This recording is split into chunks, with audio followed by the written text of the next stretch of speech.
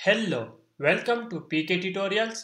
तो आज की वीडियो में हम देखेंगे कैनवा का अकाउंट कैसे बना सकते हैं, यानी कि लॉगिन और साइन अप कैसे करेंगे। तो आप कोई भी वेब ब्राउज़र को ओपन करें और उस पर सर्च करें कैनवा, और जो सबसे पहली वेबसाइट आपके पास आएगी वो होगी canva.com की। तो इसको ओपन करें।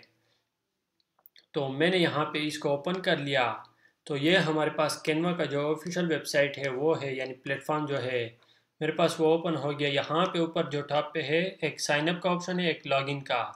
तो अगर आप पहली बार आए हैं तो आप साइन अप पे क्लिक करें, और अगर आपने पहले से अकाउंट बनाया है तो आप लॉगिन पे क्लिक करें। तो मैं यहाँ पे साइन अप करूँगा क्योंकि मैं यहाँ पे पहली बार आया हूँ, यानी मैं अकाउंट बना रहा हूँ। तो मैंने साइन अप पे क्लिक किया तो यहाँ पे कंटिन्यू विथ गूगल आ गया, फेसबुक है, ईमेल है, इसी तरह इसके कुछ और भी है।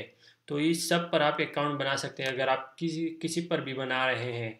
तो मैं यहाँ पे कंटिन्यू विद ईमेल कर लेता हूँ, और यहाँ पे मैं अपना ईमेल ले लेता हूँ।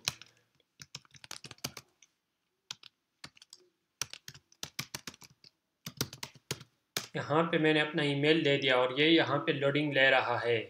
तो यहाँ पे ये ईमेल आ गया है और ये नाम है, यानी मेरे अकाउंट का जो नेम होगा वो क्या होगा। मैंने यहाँ पे इसको नेम दे दिया। तो यहाँ पे मैं कंटिन्यू करूँगा। तो यहाँ पे जो इसका OTP है वो आ गया है, यानी इसका ये जीमेल पे आ गया है। मैं यहाँ पर जीमेल को ओपन कर लेता हूँ।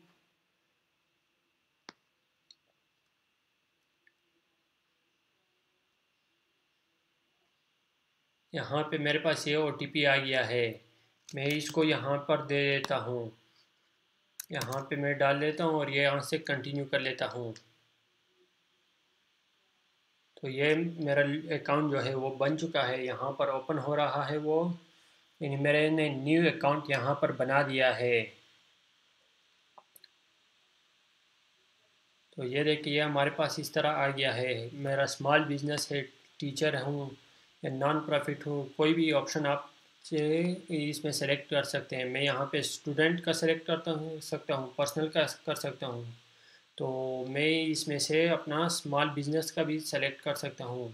मैं यहाँ पे स्टूडेंट कर लेता हूँ, और यहाँ पे professional development, high school, university, vacation आप कोई भी सेलेक्ट कर सकते हैं। मैं यहाँ पे हाई स्कूल कर लेता हूँ और कंटिन्यू कर लेता हूँ।